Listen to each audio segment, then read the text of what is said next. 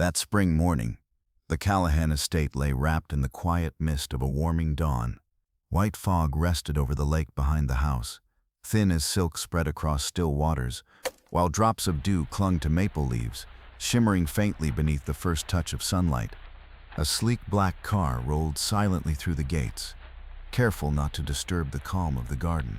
Its owner, Ethan Callahan, the coldest billionaire in Manhattan's financial world, had returned earlier than expected. A minor dispute with Japanese partners had cut his trip short, and his private jet touched down 2 hours ahead of schedule. No warning, no message to the staff. That was Ethan's way. He believed only the unannounced revealed the truth. He was nearly 40, tall, broad-shouldered, with stern features and steel-gray eyes that left most people unmoored. Since the death of his wife Rosalind during childbirth, Ethan had locked himself away from the world. He worked, he traveled, he returned home, he attended school meetings, he signed his children's medical forms. Every moment ticked into place like the gears of a clock. No excess, no hesitation. He lived for order and despised anything that disrupted it. But that morning, what waited for him inside his home was disruption itself. The door to his children's bedroom was ajar. Ethan wasn't planning to go in, but a sound, or rather the absence of one, stopped him. Not crying as he had grown used to hearing. Not the shrieks of quarrels or toys crashing against the wall. Silence, a strange kind of peace. He pushed the door open, and frozen. His 4 sons, Oliver, Henry, Caleb, and Liam, lay fast asleep, wrapped around a woman he vaguely recognized. He had seen her name on paperwork, signed off on her employment, but in his mind, she was just another nanny, the 32nd in less than 2 years. None had lasted longer than a day with his unruly boys. Wait a second. If you like this video, please like, comment, and subscribe. It really helps us. Yet here they were, sleeping soundly, clinging to her as if she were their anchor. The woman, Leona Brooks, lay on her side, her arm draped over Oliver, the boy who often woke screaming from night terrors. Henry clutched her hand tightly. Caleb nestled into her chest with a serenity he had never shown before, and Liam, the most defiant, had thrown his leg across her as though she were a fortress of warmth. Not one stirred, not one whimpered. Ethan's mind emptied. Only one thought remained. Who is she, and how could she calm them this way? A creak from the floorboard betrayed him. Leona's eyes opened, deep brown, unpainted, unflinching, not afraid, only weary, like a woman who had endured a night of being climbed, pulled, and clung to by 4 small, restless bodies. Neither spoke. She gave a small nod, unmoving. He said nothing. Seconds passed. Then Ethan turned, closed the door softly, and walked away. In the kitchen, he found Martha Whitmore, the housekeeper, arranging breakfast. She had been with him since his earliest days in business, meticulous, stern, unwaveringly loyal. Her face softened at the sight of him. "You're home early?" she said, pouring tea. Ethan didn't answer at once. His gaze lingered on the willow trees swaying beyond the glass doors. Then, quietly, he said, "They're asleep." Martha paused. "All of them? Together?" He nodded. "With the new nanny?" Her smile faltered. Disapproval flickered in her eyes, though she said nothing. She simply sighed and returned to her work. But Ethan remained still, his mind elsewhere. No one knew what had taken place over the past nights. How only a woman who carried her own scars could gather enough patience to soothe children broken by grief. How her hands had held them through midnight terrors. How she had sung lullabies long forgotten. How she had embraced their fury as if it were her own pain reborn. No one knew, not even Ethan. All he could see was this. Something had changed. No one knew what would come next, but from that moment forward, the long-standing order of the Callahan household had begun to tremble. The black nanny's name was Leona Brooks, 37 years old. She carried her father's surname, a poor black musician who had lived his entire life with nothing but dignity, even in poverty. Leona grew up in a ground-floor apartment in the workers' district on the west side of the city. Her childhood was the damp smell of a broken piano, her mother's cough after endless night shifts, and mornings where she had to rise at 5 a.m. just to run to school on time. Her father died when she was 6. Her mother, a white Irish nurse, remarried a man named Richard, a white auto repair shop owner. Richard never hit Leona, but he never hid his distance either. He never once called her his daughter. At family meals, he spoke only to her mother, and to Emily, his own child, pale-skinned, green-eyed, the little angel, the daddy's girl, the princess with the most beautiful eyes in school. Next to Emily, Leona was just a shadow. At school, classmates mocked her as the black nanny walking her white sister, shoved her into bathroom walls, sneered, "You don't belong with us." Leona learned silence. She learned to grit her teeth, to stand back up, never crying in public. Yet Emily was the only softness she kept in her heart. Despite being the family's princess, Emily always held Leona's hand whenever their mother scolded her, always gave her the better piece of cake, always whispered, "I love you more than anyone." Years passed. Emily married, then died in childbirth. Leona found out too late. By the time she reached the hospital, the funeral was already over. No one had told her, not even her mother, only a cold explanation. They wanted to keep things quiet. 4 years later, on a summer afternoon, Leona returned home. She stood at Emily's grave, laying a single white carnation. That's when she heard whispers about the Callahan heirs. 4 identical sons, wild as devils, with no nanny able to last more than a single day in their mansion. Leona raised her head, and her eyes carried a determination no one could understand. With a plain resume that revealed nothing of her blood ties, Leona applied for the position of full-time nanny at the Callahan estate. She didn't want wealth. She wanted to stay, to remain near her sister. During the interview, she spoke little. She simply looked at the recruiter and said, "I'm not afraid of difficult children. I can handle them all." No one expected her to be chosen, but she was. From her first day inside the Callahan mansion, Leona felt like she had stepped into a broken hive. Martha Whitmore, the white housekeeper in her 50s, greeted her with a voice sharp enough to slice glass. "You'll be gone soon enough, quicker than you can untie your shoes." The staff, from chefs to drivers, placed bets on how many hours Leona would last. They didn't bother to hide their disdain, especially at the sight of her brown skin, her slight frame, her unsettling calm. Then came the boys. Oliver, Henry, Caleb, Liam, 4 sons, 4 drops of water with 4 storms inside them. Oliver, silent but violent. Henry, restless, bent on rebellion. Caleb, sensitive, quick to tears. Liam, a hurricane, so unruly some once joked about sending him to military school at age 3. They tested her endlessly. Soap mixed into her shampoo, her phone hidden, her clothes smeared with crayon. 4 hours locked in a dark storage room, a bar of soap left on the staircase. She nearly broke her neck. But Leona did not leave. She did not rage. She did not strike.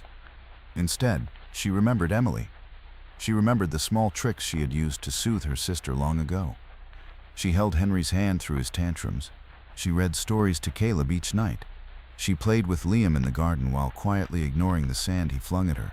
And with Oliver, she said nothing. She simply sat beside him on the balcony, resting a hand lightly on his shoulder. The next day, Oliver brought her a book and asked how to read the word adventure.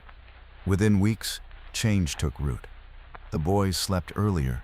Meals grew calmer. Their school called to praise Henry's cooperation. Caleb no longer cried in class. Oliver began to write. Ethan Callahan, the cold billionaire father, noticed. He asked Martha, "What has she done?" Martha had no answer. But soon, the balance shifted. Martha saw her long-held throne as the household's queen begin to shake. Tasks that once had to pass through her now went straight to Ethan, sometimes through Leona. On holidays, Leona received flowers of thanks from the school. The children no longer ran to Martha for tissues. They went to Miss Leo. One afternoon, Martha entered Ethan's study and found Leona at his computer. She didn't know what Leona had been looking at, but it was enough to plant suspicion. The next day, Ethan's antique watch, his late father's wedding gift, vanished. Chaos erupted. and Martha was the one who found it. Hidden in Leona's room, beneath her drawer, wrapped in a handkerchief embroidered with the letter L. She held it up before the entire staff, her face heavy with disappointment. Wind howled through the courtyard windows. The four boys stood on the staircase, watching with wide eyes. The house buzzed like a hive collapsing. These low-born types only come for money. Sooner or later they show their true face. So much for pretending to be virtuous. The mistress is dead, and now this girl dares to bring ruin here? Leona stood still. She did not cry. She did not defend herself. Her gaze fixed only on Ethan, the man holding the watch. His eyes cold, his silence louder than accusation. No words. But everyone understood. Trust was cracking. And Leona now stood on the edge of being cast out. The air inside the Callahan mansion was thick, suffocating. Not just the silence, but the stares. Those same eyes that once treated Leona as an outsider, now burned with suspicion, as if she were a traitor. She stood at the center of the grand living room. The crowd gathered like a tribunal. At the far end, Ethan Callahan clutched his father's antique watch, his face shadowed, torn between trust and betrayal. Beside him, Martha dabbed at fake tears with her handkerchief, her voice breaking. I never thought she would do something like this. Leona stayed quiet. On the staircase, 4 pairs of young eyes watched: Oliver, Henry, Caleb, Liam, frozen between fear and confusion. Oliver's brow furrowed.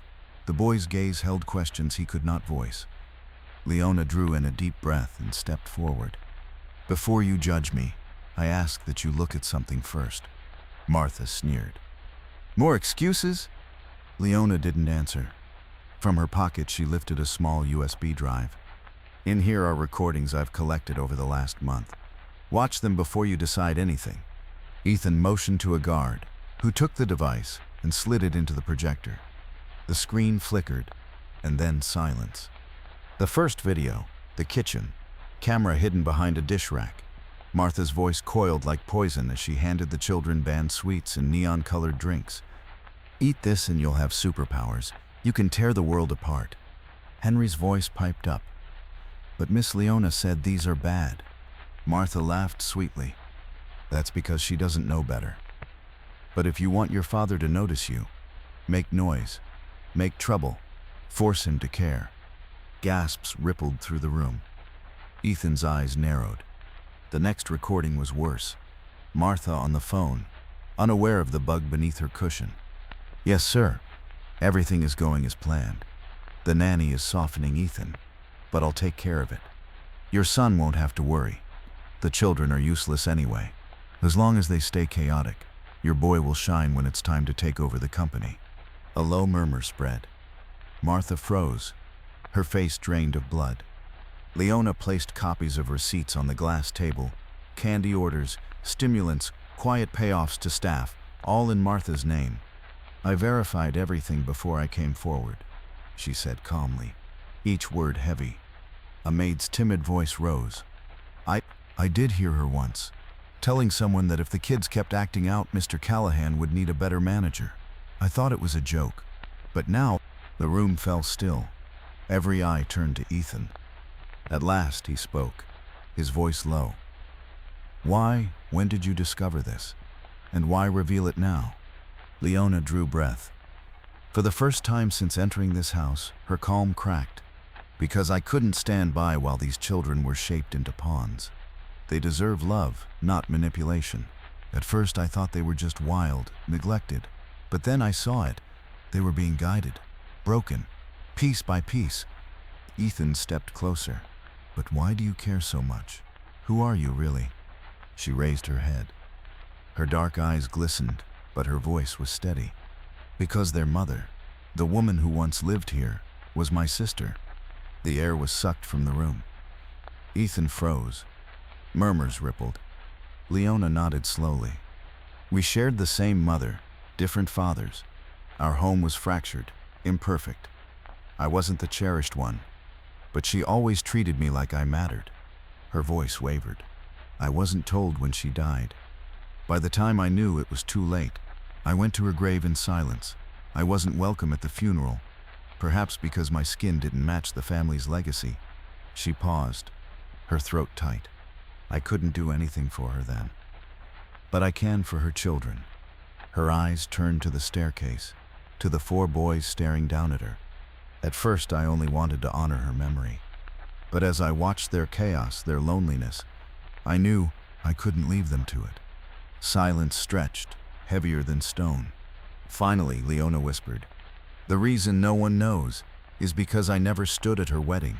The night before, we spoke until dawn like children again. And the next day, I watched her from afar, climbing into the bridal car, just another stranger in the crowd." The news spread through the mansion like a fuse catching fire. Within hours, Ethan Callahan summoned a closed-door meeting at the family's law office. His voice was flat, cold as steel. "Terminate her contract, but not just that.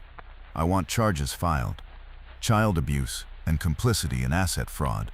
No one argued. Even the family's veteran attorney had never seen Ethan so resolute. At the same time, investigators traced suspicious transfers from Ethan's brother, Richard Callahan, to an offshore intermediary. Several matched receipts for restricted food supplies purchased for the children. Ethan slammed the folder onto the oak table. "No one, family or not, will destroy my children's future." The lawsuit against Richard advanced quietly, step by step. Ethan cared nothing for reputation. Legacy meant little now. He knew this was about more than blood. It was about saving his children's spirit before it shattered. Oliver, Henry, Caleb, Liam, all 4 were taken to a renowned child therapy center. At first they sat frozen, eyes sharp with mistrust. Sometimes they screamed, sometimes they refused to speak. But slowly a shift came. Leona was always there. She didn't intrude, didn't hover. She sat in corners with a book, or left a tin of homemade cookies by the hall. When the door cracked open, the scent of butter and walnuts drifted through, and one by one the boys wandered out, sitting beside her as if it had always been that way. They spoke of dreams, of their mother, of the first time someone truly listened. Leona never wept. She only held their hands, her steady gaze carrying a strength words could never capture. One summer morning, Ethan walked into the kitchen. Caleb was frying eggs, Leona guiding his clumsy hands. His face glowed with triumph, hers with quiet pride. She leaned close, whispering, gently, like the morning breathing. Ethan stood in the doorway, silent. Something pressed against his chest. Gratitude tangled with hesitation. That evening, he asked to speak with her, not as master to servant, but as 2 people carrying fractures of their own. "I owe you an apology," he murmured. "I imagined the worst of you." Leona met his eyes. "I understand. Trust isn't easy in your world." His smile was faint, but real. "Nor is choosing to stay in it as you did." From that day, everything shifted. No one called her a maid again. The children clung to her name like a charm. Even the driver opened doors for her without instruction. Autumn arrived, crisp and golden. The backyard, once silent, now rang with laughter. 4 boys chased each other beneath the maples. One stumbled, the others pulled him up. No tears, no anger, only a shout. "Come on, little brother." Leona sat beneath the wooden awning, hair tied back, reading aloud not from the book in her lap, but from memory. Once upon a time, there was a wolf who never knew he wasn't frightening, until a family of rabbits chose to sit beside him. The boys broke into laughter. At the stairway's edge, Ethan watched. He didn't step in, didn't speak, just let the scene sink in like a dream he was afraid to wake from. No more midnight cries, no more broken glass voices. Only stories, only laughter. He lifted his eyes skyward. A flock of birds cut the horizon in a sharp line. For the first time, the Callahan house was at peace. Message: not everyone is born into a home where love feels certain, or into a life where their voice is heard, but that never makes them less deserving of trust or tenderness. Leona didn't need a title to shield the children. She gave them everything she had simply by standing beside them. Through patience, compassion, and the quiet courage to confront injustice, she showed that sometimes the softest voice can reshape an entire child's world.